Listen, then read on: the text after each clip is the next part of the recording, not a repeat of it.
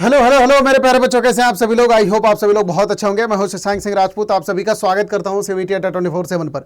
लगातार बच्चों का एक बहुत बड़ा सवाल आ रहा है, जो बच्चे क्लास 12th में आ रहे हैं कि सर हमने तो क्लास 11th बर्बाद कर दिया है, तो क्या हमारी क्लास 12th एकदम बर्बाद हो जाएगी, या सर हम क्लास 12th को सही कैसे करेंगे। आज बच्चों इस सेशन में मैं आपको अपने इतने सालों के अनुभव के बाद आपको समझाने वाला हूं कि आखिरकार आपको क्लास 12वीं में आपको पढ़ना कैसे है, प्रोसीड कैसे करना है, या जो आपने क्लास 11th बर्बाद करी हुई है या उसका कोई इंपैक्ट भी क्लास 12th पर आएगा कि नहीं आएगा, और अगर आएगा तो क्या क्या आएगा, या जिन चीजों को आप सोच रहे हो वो चीजें क्या सही हैं, वो फीलिंग्स क्या सही है, सारी चीजों के बारे में डिटेल में सेशन में मैं चर्चा करूंगा। ठीक है, तो यहां पर सबसे बड़ी बात, एक बार को उस मोमेंट को याद करते हैं जब हमने क्लास 10th का पेपर दिया था, और क्लास 10th का पेपर देने के बाद हमारी हालत हो गई थी बहुत ज्यादा खराब। मतलब एकदम बस ये सोच लिया था आगे जाके अब तो जिंदगी में खूब मजे करेंगे। मतलब कुछ दिन तक तो हमें समझ ही नहीं आ रहा था कि आखिरकार हमें मतलब क्या करना है, हमें साइंस लेना है या आर्ट्स लेना है या कॉमर्स लेना है या बीएससी करनी है कि बीए करना है। आगे जाके हमें कुछ आइडिया नहीं था। किसी ने बोला कि सर हमारे सर ये ना शर्मा जी का लड़का तो क्लास 12th में साइंस लेके रखा और पापा ने साइंस दिला दिया कई सारे बच्चों को, या कई सारे बच्चों को ऐसा है कि उनको बायो एकदम समझ नहीं आती, उनका एकदम क्रिस्टल क्लियर था कि हमारे को तो मैथ ही पढ़ना, जो मेरी वाली कैटेगरी के होंगे।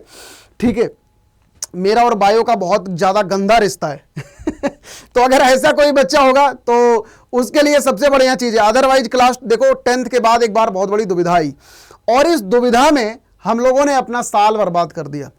मतलब स्कूल गए, स्कूल में एडमिशन लिया और हमने साल बर्बाद कर दिया, और अब हम ये चीज हर टीचर के सामने जाके कह रहे हैं सर हमें बचा लो प्लीज, हमने तो क्लास 11 में पढ़ाई नहीं करी।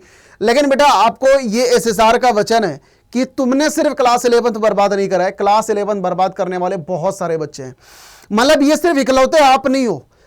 आउट ऑफ 100% अगर मैं 70 से 80% बच्चों की बात करता हूं तो क्लास 11 बर्बाद करके रखते हैं। इनफैक्ट आपको शॉकिंग लगेगा जान के, मैं कई सारे बच्चों से बात करता हूं जो क्लास 10th में बहुत अच्छा स्कोर कर चुके थे। जब मैंने उनसे क्लास 11th में पूछा तो किसी का 40 नंबर, किसी का 45 नंबर, किसी मतलब परसेंट, किसी का 45%, किसी का 50%, ऐसे करके आया हुआ है। तो अब ऐसे केसेज में क्या आपको फेलियर मान लेना चाहिए, या क्या आपको यह चीज समझना चाहिए कि मेरे से यह गलती हो गई या क्या हुआ। अब जरा यहां पर सबसे पहले एक बात समझते हैं कि अगर हमने क्लास 11th को बर्बाद कर दिया तो हमने क्या क्या चीजें बर्बाद करी है। देखो क्या क्या चीजें बर्बाद करी। सबसे पहली बात, बेसिक्स बर्बाद कर दिया। ठीक है, बेसिक्स, इसमें किन किन चीजों की बेसिक्स जरा एक बार ध्यान से देख लो। एक बार क्लास 11th की बेसिक बर्बाद कर दिया। क्लास 12th की बेसिक में थोड़ा मोड़ा इशू आएगा आपको। ठीक है, ऑब्वियस सी बात है, 11th की बेसिक 12th में जो भी आती है, although there are very less connection, still आपको थोड़ा दिक्कत का सामना करना पड़ेगा। इसके अलावा मोरली डाउन करके रखेगा, जो ज्यादातर बच्चों के साथ में होता है कि मैंने तो क्लास 11th पढ़ाई नहीं तो 12वीं कैसे अच्छे से पढ़ेंगे, तो मोरली ये आपको पीछे करके रखता है। पढ़ने की हैबिट में थोड़ा इशू आएगा। अब एक साल छूट गया है, मतलब 2-2, 4-4 घंटे पढ़ाई करें साल भर में, तो पढ़ने की हैबिट जब अब 12वीं में बनानी पड़ेगी तो दिन भर के 8 घंटे 10 घंटे बनाना पड़ेगा, तो थोड़ा उसमें समस्या आती है।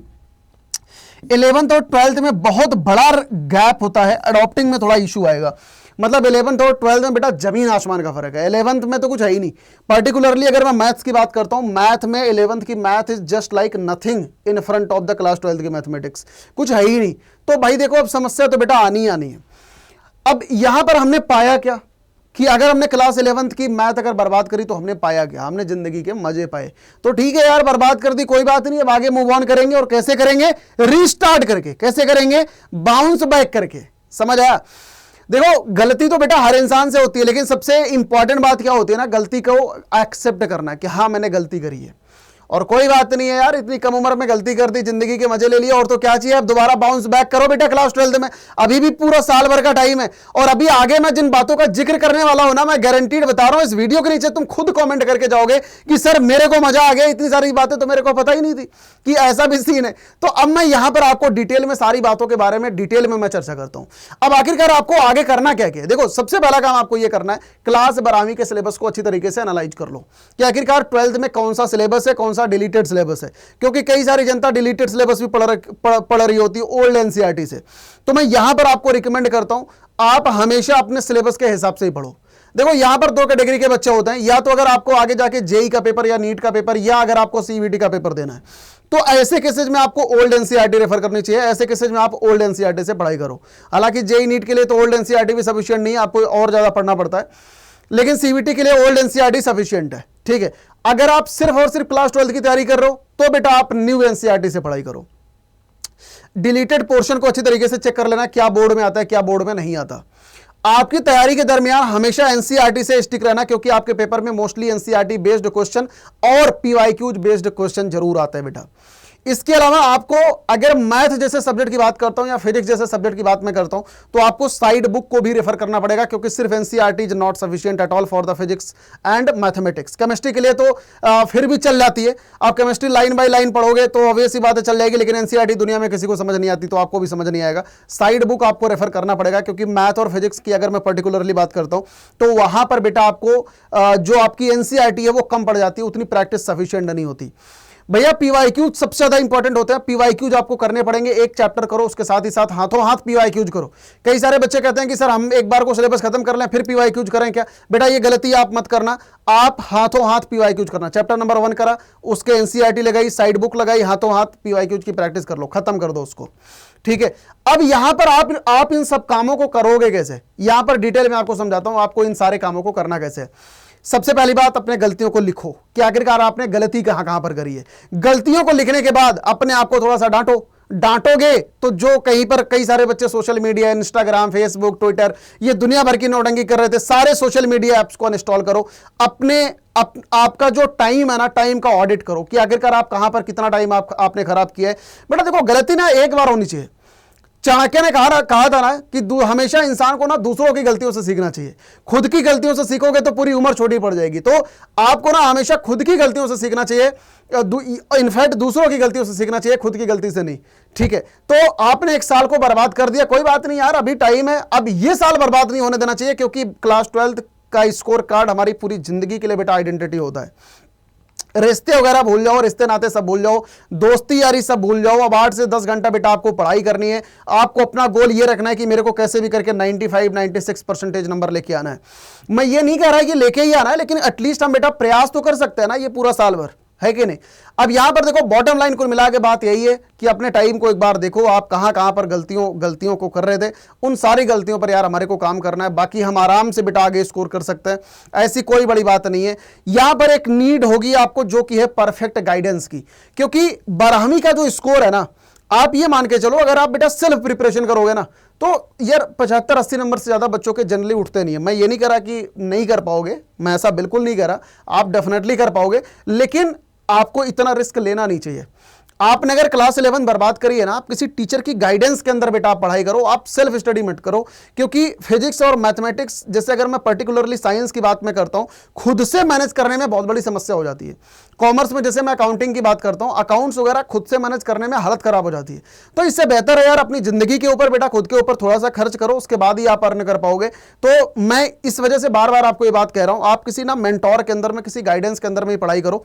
सेल्फ स्टडी से नो डाउट आप कर लोगे, डेफिनेटली आप कर लोगे, मैं बिल्कुल डिनाई नहीं कर रहा हूं, लेकिन एटलीस्ट कम से कम अगर आप किसी की गाइडेंस में पढ़ाई करोगे, आपके चांसेज और बेटर हो जाएंगे।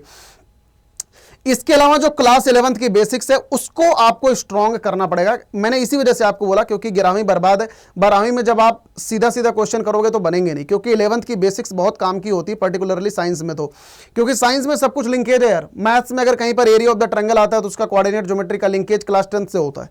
तो ये कहीं ना कहीं सारी चीजें ना बेसिक्स बहुत जरूरी हो जाती है। अगर आप प्रोबेबिलिटी पढ़ते हो तो क्लास 9 से उठा के प्रोबेबिलिटी हम पढ़ते हैं, तो कहीं ना बेसिक तो देखो आपको हर पल रुलाएगी।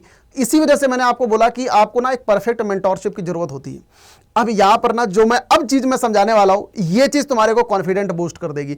आखिरकार कौन कौन से वो चैप्टर हैं जिनका क्लास 12th में लिंकेज है।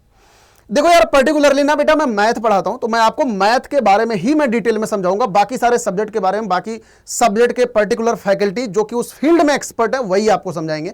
मैं मैथ पढ़ाता हूं तो मैं मैथ में ही आपको अच्छी तरीके से गाइड करूंगा, बाकी सारे सब्जेक्ट में अननेसेसरली का मैं गलतफहमी आपके अंदर नहीं पालना चाहता। अब मैथ में कौन कौन से टॉपिक डिपेंडेंट टॉपिक है, मतलब जिनका क्लास 12th में काम आता है। Range of the function, domain of the function, basics of the coordinate geometry, इसके अलावा ट्रिग्नोमेट्री बहुत रूल आती है पूरे के पूरे मैथमेटिक्स में।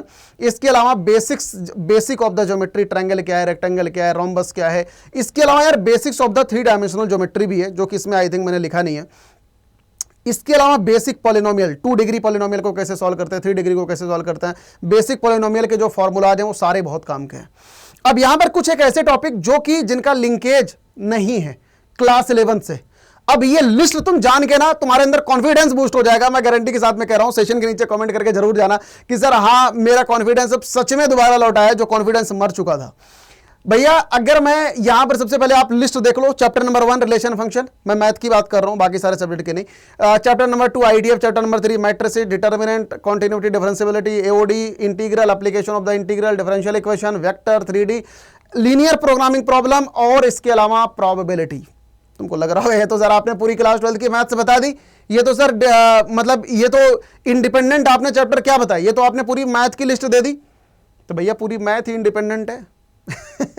देखो ये जो चैप्टर्स बेटा लिखे हुए हैं, नो डाउट, अब जैसे आप कोई भी चैप्टर पढ़ोगे तो पॉलिनोमियल तो हर जगह आएगी, कॉन्टिन्यूटी डिफरेंशियबिलिटी में आएगी, ओडी में आएगी, हर जगह आएगी। तो अब उसका लिंकेज है क्लास 9 से 10 से 11 से, तो हर जगह पर लिंकेज है। तो आपको बेसिक तो देखो रुलाएगी नो डाउट, लेकिन ये सारे के सारे चैप्टर इंडिपेंडेंट है। अब जैसे वेक्टर हो गया, 3D हो गया, है ना, एलपीपी हो गया, सारे चैप्टर इंडिपेंडेंट है। तो ये आप ना अपने अंदर वहम मत पालना कि अगर मैंने क्लास 11वीं बर्बाद कर दिया तो 12वीं हम कर नहीं सकते। एक बेसिक सी बात बताता हूं, मेरे जैसा फैकल्टी जो आपको पढ़ाता है या कोई भी एक्सपर्ट फैकल्टी जो आपको पढ़ाएगा ना, वो 12वीं को पढ़ाने के साथ साथ में आपको 11th की बेसिक खुद ही पढ़ा देगा। कहीं पे ऐसा सेपरेट पढ़ाई मतलब नहीं होती कि अगर मान लो कोई ऐसी चीज है जिसका 12वीं में काम है तो आप उसको जाके दोबारा फिर से 11th पढ़ाई कर रहे हो।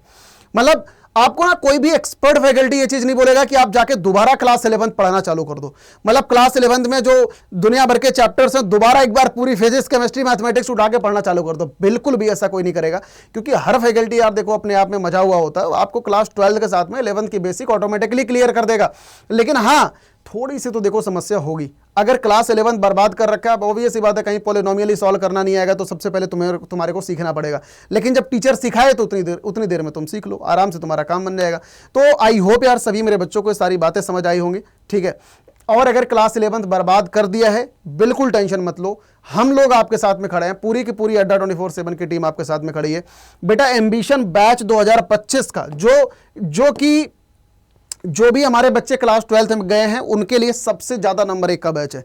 ये पूरा ईयर लॉन्ग बैच है। जितने भी बच्चे देख रहे हैं बेटा, एम्बिशन साइंस का बैच विद बुक, इसके अलावा कॉमर्स का विद बुक विदाउट बुक, इसके अलावा ह्यूमैनिटीज का विद बुक विदाउट बुक, ये बैच हमने ऑलरेडी लॉन्च कर दिया है। जितने भी मेरे बच्चे देख रहे हैं आप लोग यार इसमें एनरोल कर सकते हो।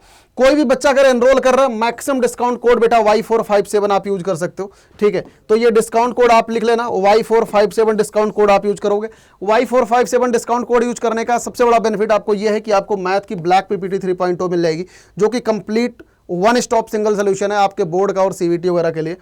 मैथमेटिक्स की क्वेश्चन प्रैक्टिस शीट अलग से मिल जाएगी, मैथ्स की फॉर्मूला शीट आपको अलग से मिल जाएगी, मैथ का मेरा खुद का माइंड मैप आपको मिल जाएगा, मैथ की समरी नोट्स आपको मिल जाएगी। बस आपको इतना सा काम करना है कि आपको एनरोल करना है, कोड Y457 लगाना है, पेमेंट करके बेटा मुझे स्क्रीनशॉट भेज देना। कहां पर? shashank.singh1@24/7.com पे। मतलब पहले एनरोल करना, ये डिस्काउंट कोड लगा के स्क्रीनशॉट ले लेना, उसके बाद पेमेंट करना, उसके बाद आप मुझे ये बेटा स्क्रीनशॉट भेज देना। ये सारा एक्सेस मैं आपको प्रोवाइड कर रहा हूं, डोंट वरी बेटा, ठीक है। तो जितने भी मेरे बच्चे देख रहे हैं लगे रहो यार, डोंट वरी। अब आपको एनरोल कैसे करना है मैं आपको एक बार को डिटेल में समझा देता हूं। adda247.com पे आप आओगे, यहां पर UG and PG entrance examination, CBT science के लिए मैं बता रहा हूं, कॉमर्स वाले बच्चे कॉमर्स में, ह्यूमैनिटीज वाले बच्चे ह्यूमैनिटीज में जाना, ठीक है। तो यहां पर बेटा थोड़ा सा अगर आप ये व्यू डिटेल में जाओगे तो यहां पर आप देख सकते हो एम्बिशन बैच साइंस के लिए यहां पर देखो दे रखा है। इसकी प्राइसिंग यहां पर 10,199 दिख रही है, जो कि आपको पे नहीं करना। आप यहां पर बेटा डिस्काउंट कोड लगाओगे Y457, आप ऐप से यूज करोगे तो 1% का एक्स्ट्रा डिस्काउंट मिल जाएगा। तो अभी आप ये देख सकते हो इसमें 15% का डिस्काउंट चल रहा है। तो ये बेसिकली ये बैच आपका 995917 का ये पड़ रहा है। तो जितने भी मेरे बच्चे देख रहे हैं इसमें यार जल्दी से फटाफट आप लोग एनरोल कर लेना। बस ये ध्यान रखना इसमें डिस्काउंट कोड आपको Y457 यूज करना है अगर आपको ये सारे बेनिफिट एडिशनली अगर आपको लेने हैं तो, ठीक है। अगर आपको ये सारे बेनिफिट एडिशनली लेने हैं तो आप ये डिस्काउंट कोड आराम से यूज करना और मुझे स्क्रीनशॉट shashank.singh1@24/7.com पर भेज देना। आई होप बेटा आपको सारी बातें समझ आ गई होंगी। Thank you so much, God bless you all, bye bye, take care. Comment section में जरूर बता के जाना यार वीडियो कैसी लगी, और अगर कोई डाउट है क्लास 12 के रिगार्डिंग या किसी भी कॉम्पिटेटिव एग्जाम के रिगार्डिंग नीचे कमेंट सेक्शन के अंदर जरूर बता के जाना, और अगर कॉन्फिडेंस दोबारा बूस्ट हो गया तो भी बता के जाना, ठीक है। Bye bye, take care, all the best बेटा, गॉड ब्लेस यू ऑल।